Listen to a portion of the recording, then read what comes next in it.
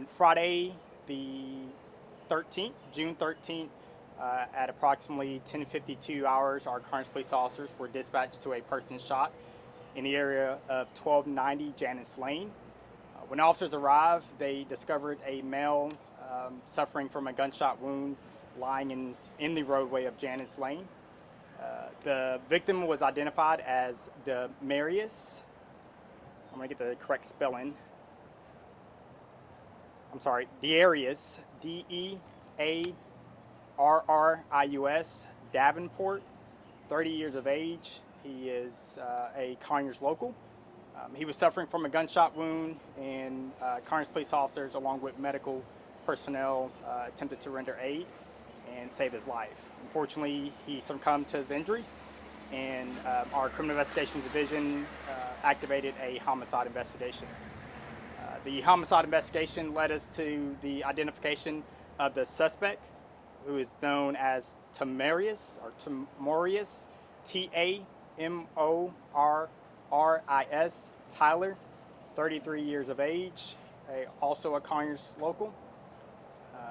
At that point, we activated our special response team and the Rockdale County Sheriff's Office SWAT team. After a 5 to 6 hour manhunt, Mr. Tyler was located within the area of Sigmund Road and Old Camp Road, unarmed. He was taken into custody and was attempted to be interviewed by our Criminal Investigations Division, and ultimately was transported to the Rockdale County Jail and has been booked on the charges of murder and possession of a firearm by a convicted felon. The following evening, Saturday, our officers were dispatched to a shots fired call in the Forest Villa subdivision. While officers were responding, they discovered two vehicles had been struck by a suspect who is unknown at this time. Our Criminal Investigation Division determined that the shooting was related to the homicide that occurred the night before. It is believed that the family members of either party was involved in another verbal altercation, and at some point there was a exchange of gunfire, or there was shots fired by the suspect, who ultimately struck two vehicles. Inside of one of those vehicles was a 3-year-old who was sitting in the back seat, and that 3-year-old was ultimately saved because of a headrest. Just above the 3-year-old was a round that was located that was discharged by the suspect. So we are offering a $5,000 reward to anyone who provides any information to lead to the arrest of the suspect, and any information that leads to any additional information that will help us identify the party who is responsible. We're asking that the public contact our Criminal Investigation Division with any information that will lead to those who have created violence in our city. We want the citizens of our community to understand that this type of violence is not tolerated and will not be tolerated in our city. We will continue to hunt and relentlessly pursue those who are targeting our city and our citizens, and we ask that the public help us by providing information that will lead to their arrest. So back to the initial homicide, any idea what sparked that whole thing and the relationship between the victim and that first suspect? Yeah, so the Criminal Investigation Division determined that there was an altercation, a verbal altercation that occurred between the suspect and the victim right before the shooting occurred. It was related to a female, and which ultimately escalated to the shooting. So they were like at a party or something? Yeah, so there was a large gathering that was taking place before the shooting occurred. As far as the event that happened at the vigil or whatever, I mean, you have really no leads right now, right? Just know there was some gunfire and he killed a 3-year-old. Yeah, so our Criminal Investigation Division is concerned in an active investigation. There have been several witnesses who have provided information to us, and we're just continuing to seek credible information that will ultimately lead to the identification of the suspect. And you believe that the initial person who did the shooting at the vigil was somebody related to the suspect. Yeah, so we believe there is a connection to either the victim or suspect, and they know each other, and the homicide and the shooting that occurred on Saturday are connected. And so just to clarify, that second shooting was at a vigil for the first victim? Yeah, so we're being told that the second shooting occurred when there was a celebration of life for the victim. Can you give us some background information on Tyler?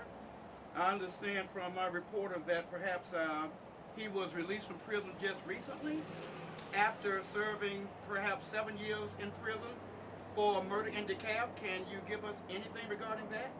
Yeah, so I can't speak to his criminal history. We can say that we have had contact with him before, and there is a news story that is out about a previous incident Mr. Tyler was involved in. Are you able, I mean, off camera, can you give us just the addresses of everything happened? Yeah, so the initial shooting happened at, when I say the initial shooting, the murder homicide shooting happened at 1290 Janice Lane, Conyers, Georgia 30012. And then the last shooting occurred at 1160 Forest Villa Drive. 1164, you said, Forest Villa? 1160 Forest Villa Drive. Would you repeat the vigil again, that location? Yeah, so the celebration of life was occurring at 1160 Forest Villa Drive. I assume that's where the victim lived.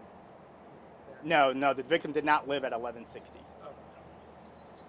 The Sigmund, the arrest date, you apprehended the suspect, that was from the first shooting. Correct. You're So looking for the second shooter now from Saturday.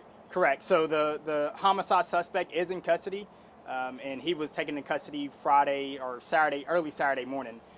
We are seeking the apprehension of the second shooter, who is responsible for the shooting that occurred on Saturday evening. Anything you, I mean, Tom, could you tell us, I mean, the fact that whatever this beef is between these groups, I mean, an innocent 3-year-old sounds like inches away from being killed. Yeah, we were very close to working another homicide in our city. We were very close to working a homicide that involved a 3-year-old. If it had not been inches away from that 3-year-old's head, I think we would have been working a homicide. And ultimately, it's very saddening that we're having to work a homicide in the first place. So, again, we're going to be relentless in our pursuit of bringing this suspect into custody. And to those who think they can continue to commit violent crime in our city, it won't happen. You have the full force of the Conyers Police Department and those of our law enforcement partners that will come after you to ensure that you won't commit violent crimes in our city. How many homicides have you had so far this year? Yeah, so this one will be our second homicide of this year. Our first one was a murder-suicide, which was considered a homicide for us. Last year we did an average, we averaged 0 for a homicide, so we are up, and that's why we continue to be relentless in our efforts to keep violent crime out of our city. More of a gang problem that you have here in Conyers, or is unrelated? As of right now, it doesn't seem to be gang related. But as the investigation continues, that could be a possibility.